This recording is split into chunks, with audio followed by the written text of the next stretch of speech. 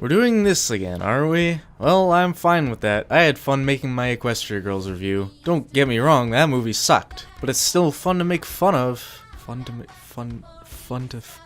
Okay. So Rainbow Rocks is the second Equestria Girls movie, and I have a confession to make. I actually like this movie, and I'm gonna explain why in a bit. Before Rainbow Rocks was announced as a movie, there was an animated short called Music to My Ears, which was pretty much about human vinyl scratch dubstepping out in the street, and it had the words Rainbow Rocks at the beginning. It was hilarious, and fun, and harmless, and everyone was fine with it existing. And then they announced Rainbow Rocks, the movie, after they started pumping out animated shorts showing the humane 5 since Twilight isn't here, organizing a rock band and finding out what instruments they play, and then going into Super Saiyan Furry mode when they play them. Rainbow Dash plays the guitar, Pinkie Pie's on drums, Applejack plays bass, Rarity plays the keytar, and Fluttershy does the tambourine or something. You have to watch all the shorts to know that, otherwise you just get thrust into the movie like, where did these instruments come from? When was this band formed? Did I miss like a half hour of the movie? When the actual trailer for Rainbow Rocks came out, the bronies had a lot of questions, but most importantly, why is Twilight back? That's something I kind of forgot to mention in my Equestria Girls review, so I'll give you a summary of what the issue is. There's this really complicated rule involving the mirror portal stating that it can only be used every 30 moons, but nobody knows how long a moon in Equestria lasts, and nobody thought it was as long as an Earth moon because they knew the portal closed at the end of first movie.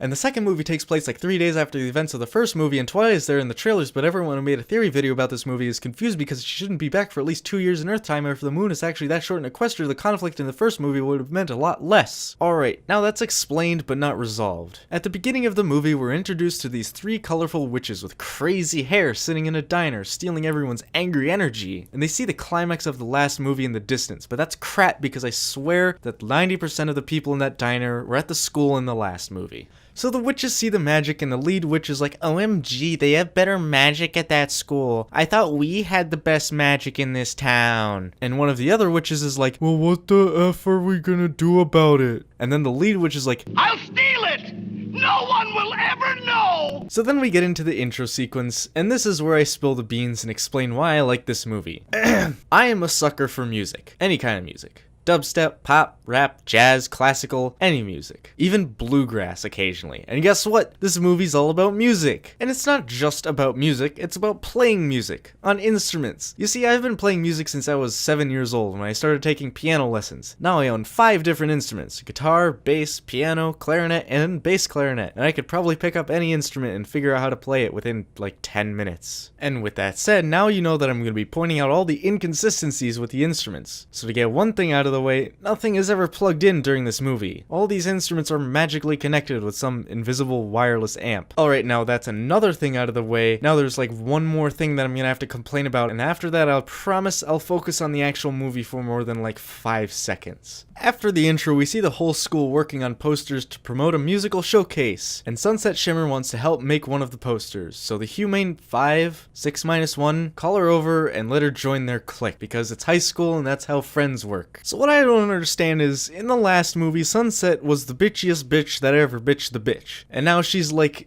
immediately friendly. So where was that character development? She just went from literal demon girl at the end of the last movie to president of the Nice Girl Society at the beginning of this one, with no struggle or anything. Let's compare Sunset to Starlight Glimmer from My Little Pony, because comparisons were obviously intended to be made. Starlight went through a much better redemption arc than Sunset, but her story didn't just end there. She still had trouble socializing and interacting with other ponies, and then Sunset just instantly knows etiquette for socializing at school, with no development. What I'm saying is, the writers obviously know how to write a redemption arc, so why does Sunset's arc suck so much? I'm only like 5 minutes into this movie, and this video is already way too long, so I'll stop rambling and watch the damn movie. So the humane 5-ish are all practicing for the musical showcase, and their band is called the Rainbooms, in reference to the Sonic Rainboom from the show. They play the first song in the movie, Better Than Ever, and it's kinda meh. I go as far to say it's the worst song in the movie.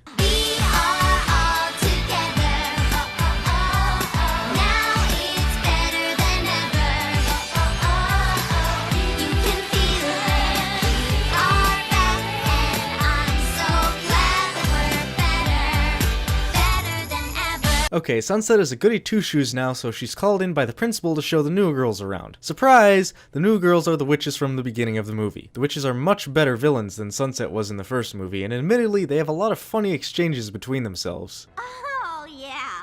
What you said I meant to say. That's what I meant to say. And what you would have said if you weren't the worst. You are! You'll have to excuse them. They're idiots. So after sunset shows them around, the witches sing the second song in the movie, Battle, which is actually really good. I'd say it's the third best song in the movie.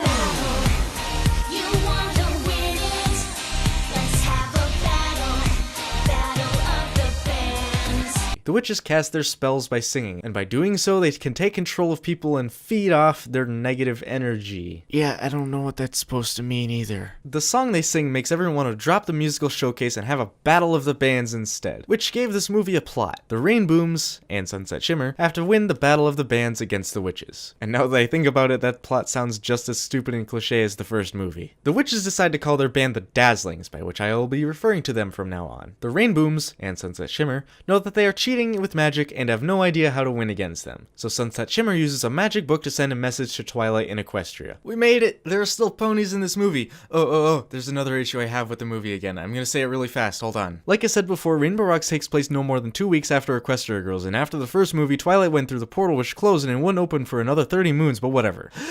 The issue that I'm having is that the entirety of Season 4 happened between the first 2 movies, meaning that at least 3 months had passed in Equestria, but that much time didn't pass in the other universe. So my question is, how the hell does time work in this movie? Leave your comments below. Also, like and subscribe while you're at it. Anyway, Twilight builds a machine that'll take the Ex Machina energy from the book and put it in the mirror portal, which is in her castle now for some reason, and go back to Candlelight High. When she gets there, the Rainbooms and Sunset Shimmer tell her everything that is happening. Twilight's first idea, since there already have been 2 Ex Machinas in this movie so far, is to try Ex Machinaing the Dazzlings, which fails hilariously. Friendship is magic!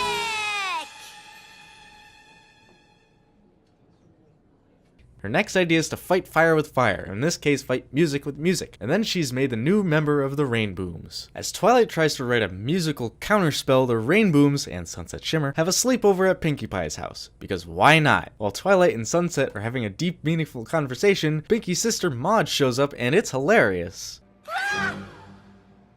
Boulder was hungry.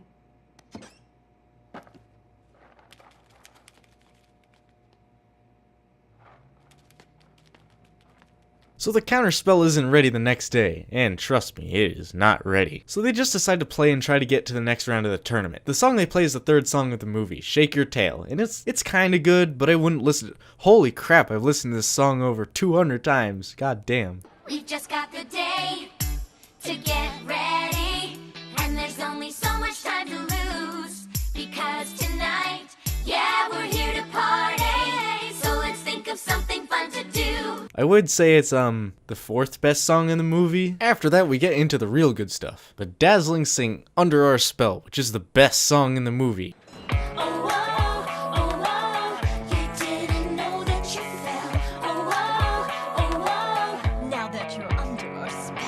Underneath it is the montage of the Battle of the Bands. The song is actually incredible, like better than most songs from the show. The visuals are also really crazy good. After that, the Rainbooms are getting ready to play, but Trixie pisses off Rainbow Dash and makes her get cocky, so she decides the band is gonna play her own song, Awesome As I Wanna Be, which is the 2nd best song in the movie. Yeah, I'm awesome. Take caution. Watch out for me. I'm awesome as I wanna be. I'm awesome.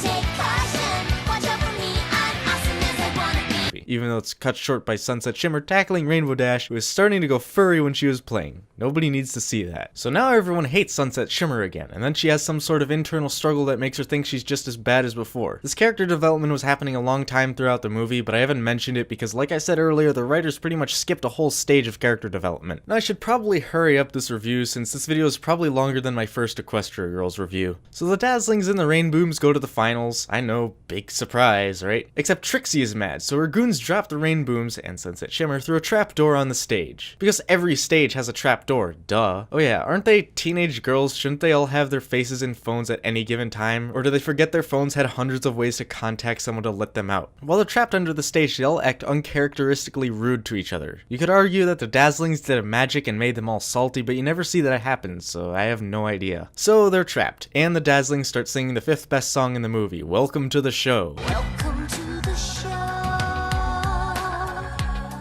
We're here to let you know. Our time is now. Your time is running out. Final Scratch lets them out because there is one more Ex Machina waiting to happen, and they decide to use her car that transforms into a soundstage, now available at Toys R Us, to play an arbitrary song that Fluttershy wrote that turns out to be the musical counterspell that they need. Who knew? Oh yeah, Sunset Shimmer ends up going furry too. So, do I think this is a good movie? Yeah, kinda. I mean, for a kids movie, I like the music, and the animation has gotten much better from the first movie. Would I watch it again? Yeah, maybe. I wouldn't recommend it to everybody, only people who have seen the first movie and bronies, of course. Also, this happens after the credits.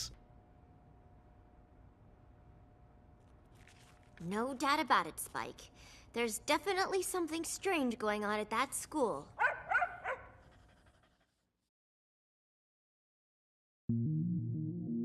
Hey, thanks everyone for watching. I got some bloopers of me messing up the lines in this video. Link in the description to that. It's probably like 20 minutes long. Also in the description is my Discord server, my DeviantArt, my website, all that stuff. Thanks for watching. See you next time.